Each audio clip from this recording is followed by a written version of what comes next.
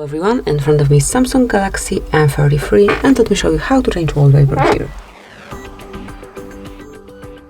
But first you have to open the settings, then find and select wallpaper and style, and now just click on browse my wallpapers. You can choose either one from default wallpapers, something from your own gallery, or then graphical colors or something from wallpaper services. So let me choose one from default wallpapers, maybe this one, then tap on preview to check how it looks, and then click on done.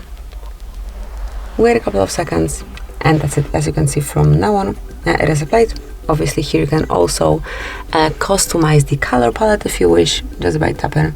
You can change it here. You've got the layout. Let me pick this one, tap on apply, and that's it. As you can see, from now on this brand new wallpaper along with the color palette is applied. So thank you for watching.